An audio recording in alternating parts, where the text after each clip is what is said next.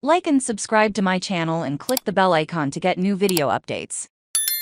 Microsoft Accessibility CEO Jenny Lay Flurrie talks Ability Summit Chatbots and more in new interview. Microsoft's Ability Summit conference has a rather modest origin story to tell. The Redmond-based tech titan is hosting its 13th annual event this week, which is a major milestone. The event began in 2010 as an internal initiative led by Jenny Lay Flurrie, Chief Accessibility Officer. It was originally conceived as a means to bring together members of the disability community to discuss best practices for providing appropriate support to disabled employees. Started when I was chair of the disability group, and I wanted to bring people with disabilities together to start sharing best practice in the company, Flurrie told me in a video conference interview last week about the launch of the event. It was an internal thing. We had 20 people in the room. A long time ago we found I do that magically, because the level of conversations I leading people was just beautiful.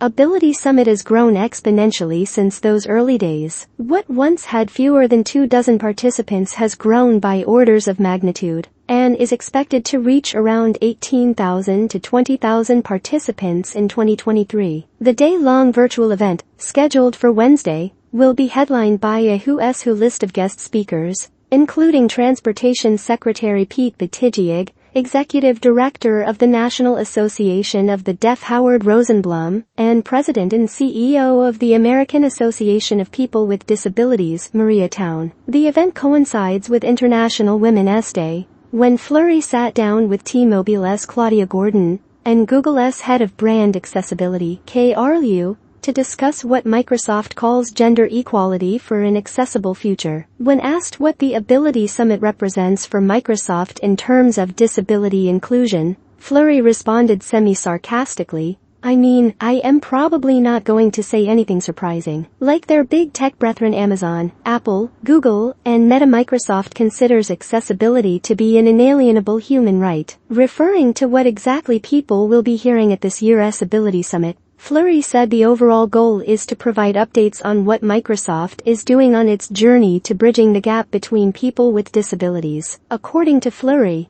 there are 4 pillars for this: technology, politics, artificial intelligence and products. The main attraction, or at least the hottest, is AI, which follows Microsoft's much-heralded $10 billion investment in OpenAI's Chat, announced in late January. Of course, AI has been a focus of Flurrie for some time. I've spent a lot of time making sure that as we open this new, incredible chapter of AI, we think responsibly about building for accessibility, she said, embedding data from people with disabilities and then using that where we can to create new plans for the future. Flurrie is optimistic about the potential for AI to be another assistive technology in the arsenal of people with disabilities. She shared an anecdote about her 15-year-old daughter, who is autistic and has ADHD. She recently had to write an essay about why her school should start teaching sign language, and Flurrie suggested she contact the new chat-enhanced Bing to help with the research. Flurrie said her daughter was pleased to chat with Bing about ASL. However, where the accessibility gains lie is in the implementation details. Flurrie found that using AI chatbots like the one in the new Bing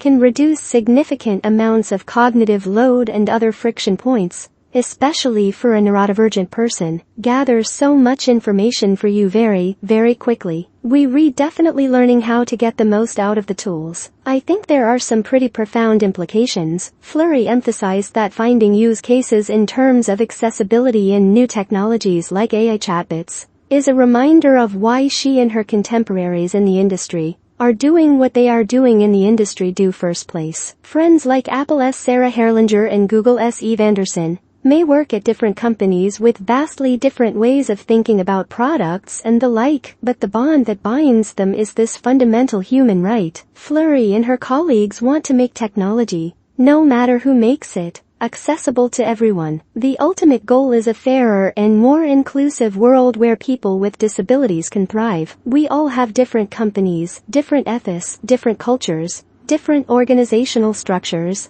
different goals, different makeup, Flurrie said of the camaraderie that is inherent in the work of accessibility. But we help each other, and I think that's very special for accessibility. We all in these jobs because we all work together wherever we can, because it's not about which one of us is successful, or which one is better than the other. It's about